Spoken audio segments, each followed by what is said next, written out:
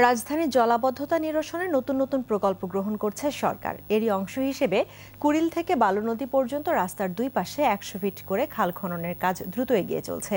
জমি অধিগ্রহণের পাশাপাশি চলছে উচ্ছেদ অভিযান। জলাধার বাড়াতে প্রধানমন্ত্রীর নির্দেশনা বাস্তবায়নে রাজুকের এই প্রকল্পটি বাস্তবায়ন করছে সেনাবাহিনী।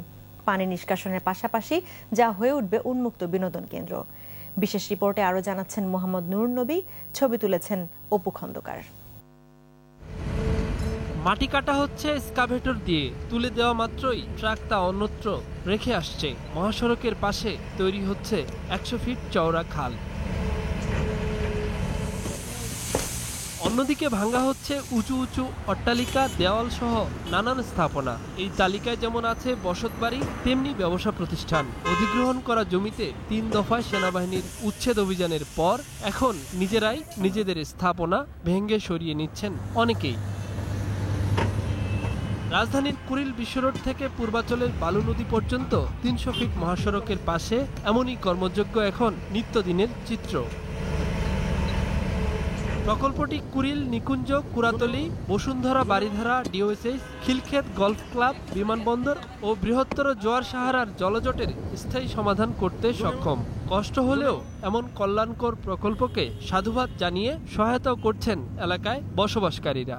ঢাকা শহরে পানি নামার জন্য ১০০ ফিট লেক হবে। পানি নামবো টাউনের, তো মোটামুটি ভালোই রাখবো। ভাঙ্গার জন্য সেনাবাহিনী এসেছিল, তো তারা বলেছিল যে চলে যাওয়ার জন্য, তো আমরা সবাই এখান থেকে চলে গেছি। শুধুই একটি জলাধার নয়, এই অংশের সবুজায়ন ও সৌন্দর্য বর্ধনের পাশাপাশি আরও বেশ কিছু স্থাপনা নির্মাণ করা হবে। এই টোটাল এলাকার যে ওয়াটার লগিংটা হচ্ছে, এই খাল প্রজেক্টের কারণে কিন্তু এই ওয়াটার লগিংটা আর থাকবে না। মাটি কাটা আছে, বিউটিফিকেশনের কাজ আছে, ১৩টা ব্রিজ আছে, এই 4টা ইউলোপ হবে, 4 জোড়া আর কি ইউলোপ হবে। প্রকল্পটি পানি নিষ্কাশন ব্যবস্থার উন্নয়নের পথকে সুগম করার শুভ সূচনা বলছে ওয়াসা। এরপর পর্যায়ক্রমে হারিয়ে যাওয়া ৪২টি খাল উদ্ধার করার পথ সুগম হবে বলে মত কর্তৃপক্ষের। মাননীয় প্রধানমন্ত্রীর কতগুলো অনুশাসন নির্দেশ আছে যে জলাধারকে বাড়াও এবং জলাধারকে ভরাট করা চলবে না, এবং মাননীয় প্রধানমন্ত্রীর এটা পরবর্তীতে ওনার হস্তক্ষেপে আজকে এটা হচ্ছে। প্রকল্পের বাস্তবায়ন করছে বাংলাদেশ সেনাবাহিনী। কাজ শেষ হবে ২০১৮ সালের আগস্টে। অপরিকল্পিত নগরায়নের কারণে রাজধানী ঢাকার নদী ও খালগুলো যখন একের পর এক বিলীন হওয়ার পথে, তখন এরকম খালকাটা কর্মসূচি নগরবাসীর মাঝে নতুন আশার সঞ্চার করছে। তারা মনে করছে এবার জলাবদ্ধতার সমস্যা নিরসনে কিছুটা হলেও এগুলো রাজধানী ঢাকা। মোহাম্মদ নুরুন নবী, ২১শে টেলিভিশন, বড়ুয়া, ঢাকা।